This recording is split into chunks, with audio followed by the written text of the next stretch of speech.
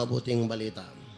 Sumaatin nawa ang pag-ibig at pagpapala ng ating Panginoon. Amen. Ang mabuting balita ay iyon kay San Juan. Papuri sa iyo, Panginoon. Ang pagpagaling sa Bitista. Pagkaraan nito ay dumating ang pista ng mga Hudyo at pumunta si Jesus sa Jerusalem. Sa lungsod na ito, malapit na pintuan ng mga tupa, ay may malaking deposito ng tubig na may 5 portiko. Kung tawagin ito sa wikang Hebreo ay Bethesda. Natitipon dito ang maraming may sakit, mga bulag, mga pilay at mga paralitiko. Hinihintay nilang gumalaw ang tubig sapagkat may panahong bumaba ang isang anghel ng Panginoon at kumakalawkaw ang tubig. Ang maunang lumusog pagkatapos makalawkaw ang tubig ay gumagaling. Anuman ang kanyang karamdaman, doon may isang lalaking 38 taon nang may sakit at siya ay nakita ni Jesus. Alam nitong matagal nang may sakit ang lalaki. Tinanong siya ni Jesus, "Ibig mo bang gumaling?" Sumagot ang may sakit, "Ginoo, wala pong maglusog sa akin kapag nakalawkaw na ang tubig. Patungo pa lamang ako roon ay may nauna na sa akin." Sinabi sa kanya ni Jesus, "Tumindig ka, dalhin mo ang iyong higaan at lumakad ka." At pagdakay gumaling ang lalaki. Dinala ang kanyang higaan at lumakad. Nooy araw ng pamamahinga. Kaya't sinabi ng mga Hudyo sa lalaking pinagaling, "Araw ng pamamahinga ngayon, labag sa kautusan na dalhin mo ang iyong higaan." Ngunit sumagot siya, "Ang nagpapagaling sa akin ang nagsabing dalhin ko ang aking higaan at lumakad ako." At siya'y tinanong nila, "Sino ang nagsabi sa iyo na dalhin mo ang iyong higaan at lumakad ka?" Ngunit hindi nakilala ng lalaki kung sino ang nagpapagaling sa kanya, sapagkat nawala na si Jesus sa karamihan ng tao. Pagkatapos, nakita ni Jesus sa loob ng templo ang lalaki at sinabihan, "Magaling ka na ngayon. Huwag ka nang magkasala at baka mangyari sa iyo ang lalo pang masama." Umalis ang lalaki at sinabi sa mga Hudyo na si Jesus ang nagpapagaling sa akin. Dahil dito, si Jesus ay sinumalang usigin ng mga Hudyo sapagkat nagpagaling siya ng araw ng pamamahinga. Ito po ang mabuting balita ng ating Panginoon. Pinupuri ka namin, Panginoong Heso Kristo.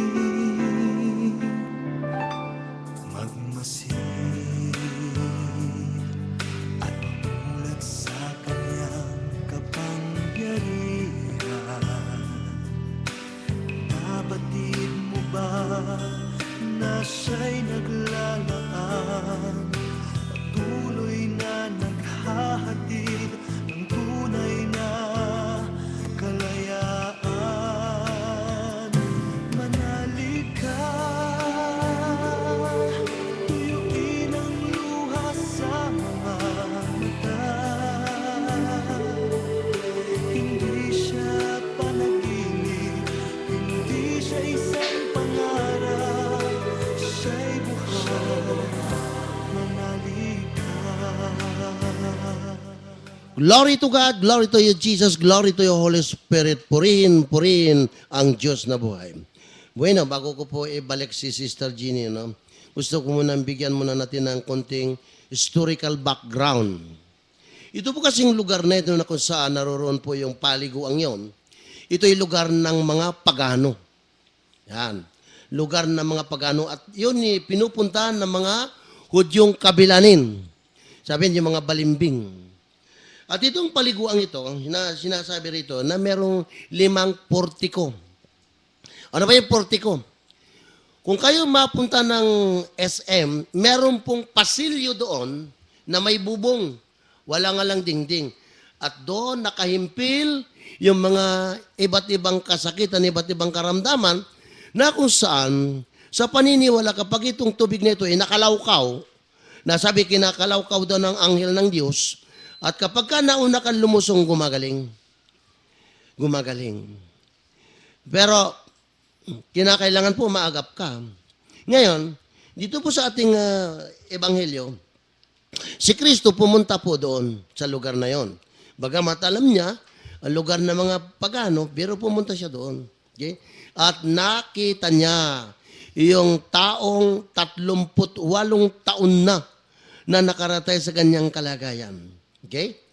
So, bago natin ituloy yan, ibigay ko sa inyo muli si Sister Jenny Lapera para mabigyan niya ng pananaw itong ating ebanghelyo.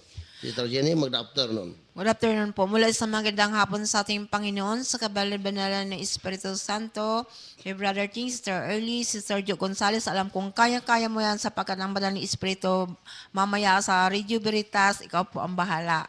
No? Napakaganda. Nangilabot po ako dito sa Ebanghelyo natin. Ay hambing ko lang Brother Marcido sa Soldiers of Christ. Di ba po sa Soldiers of Christ sa may paho po. Di sa ibaba, kung minsan po maraming tubig, kung minsan po high tide.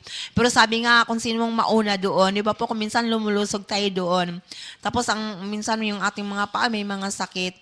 Pero malaki ang pananalig kung paano yung paralitiko nanalig sa kanya nga gagaling. Ganoon din tayo kung tayo malaki ang ating pananalig, lumusog tayo sa tubig na yan, gagaling tayo kung paano po. No, ang Soldiers of Christ, sabi nga, marumi ang tubig dito kapag nandoon yung high tide. Ngunit kapag kay Lord ka sumunod, wala po yun. Basta sumunod ka lang kay Lord. Ang kagalingan nagmula sa ating Panginoon kung paano si Jesus nagpagaling lahat ng uring kasakitan. Sumunod ka lang, wala imposible sa Kanya. Ang lahat ay posible. At ang kagalingan ipagkalob sa atin, bawat isa sa atin. Yun lang, Brother Marcelo. Amen. Maraming salamat po. Tama po yung tinura ni Sister Jenny. Ano natin, kalimutan mo natin yung ilalim, total nando doon yung mga iba't ibang paninda. No? Ang bigyan natin ng larawan, yung tayong dito sa taas, sa second floor, na meron pong gamutan dito. At ito hindi po lugar ng mga pagano. Ito po ay talagang lugar ng mga taong nananampalataya na nanalig sa ating Panginoon. Na kung tawagin natin ito is God's healing. God's healing. Di ba? Brother Marvin, God's healing. Okay. Amen. Kaya lang, mapapansin po ninyo, mga kapatid, ano, yung mga nagpupunta dito, marami rin pinagagaling ang Panginoon. Kaya lang, dahil sa, minsan na nahahati ang paniniwala, pananampalataya, alam nyo ba, mga kapatid, sa loob ng isang linggo na nag-aakyat yan, pumapanik yung mga kapatid natin yan, para po ma-pray-over ng Panginoon, hindi kayo maniniwala, kung doon sa lugar na yun na tinatawag nito nga, ito kasi pinangalan nito, in honor of Esculapios, yun, ito ay Diyos-Diyusan ng kalusugan, yan ang pinaniniwala nila. Pero dito sa atin, mga kapatid, hindi man ito katulad ng doon sa Bethesda na yon. Pero maniwala kayo mga kapatid, marami rin mga anting-anting dito. Mga agimat. Hindi kayo maniniwala, may agimat na nagkakahalaga na sinusurinder po sa akin yan. Nagkakahalaga ng 1,000, mayroong 500. Ang pinakamalaki pong isinurinder sa akin dito is 6,000. Sinisinturon niya. Meron mo ginasto na 6,000? Hindi rin gumagaling. Kaya nung mapakinggan, sabi ko sa kanila, lahat ng nag-iingat ng agimat, isuko sa akin. Sapagkat hindi kayo gagaling kapag ka nasa katawan pa ninyo, hindi po pwede pagsamahin ang kapangyarihan ng Diyos at ang pinaniniwalang kapangyarihan ng galaw ng kadiliman. Brother Marvin, anong masasabi mo doon? Na kapag ka pala meron kang iniingat-ingatan na agimat, talagang hindi ka tatablan ng pray-over ng Panginoon. Ano masasabi mo doon, anak? Una po sa lahat, isang magandang hapon po sa ating Panginoon Diyos na buhay, sa kabanal-banalang Espiritu Santo. Sa inyo po lahat na mga nakatutok sa live stream po ngayon at sa mga kanilang bahay po, sa mga radyo po. Ayun po, tulad nga po no, pagka ikaw po talagang nagtiwala ka doon sa mga bagay dito po sa sanlibutan, nandoon po na natatanggal na po yung focus natin kay Lord. So, nangyayari po, pagka doon na po tayo nanalig, wala na po yung tinatawag na faith kasi po nandoon na po yung pagtitiwala natin doon sa mga bagay dito sa sanlibutan. Amen. Ang galing naman. Totoo po yan, mga kapatid. Kahapon lang, nagsunog ako. May dalawa yatang sinunog ko na yung bang pinupulsi-pulsiras. Ayan.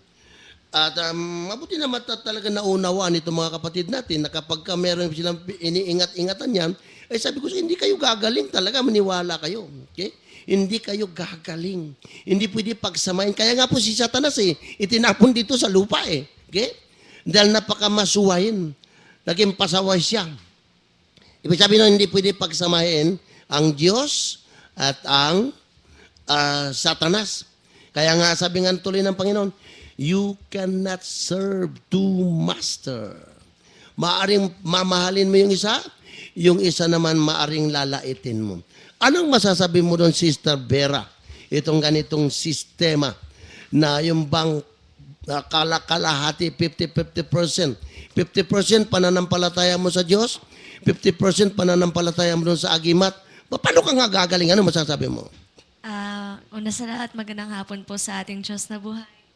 Sa ating mahal na ina, sa lahat ng anghel at mga banal sa langit, at sa lahat po ng nakikinig at nanonood ngayon sa ating Healing on the Air. Sa inyo rin po, Brother Marcelo. Masasabi ko lang po kasi, ang sabi nga, di ba po, mahalin mo yung iyong Panginoong Diyos ng buong puso, buong lakas at buong kaluluwa. At kasama na din po doon yung ibigay natin sa Kanya yung buong pananalig natin, kumbaga nga 100%.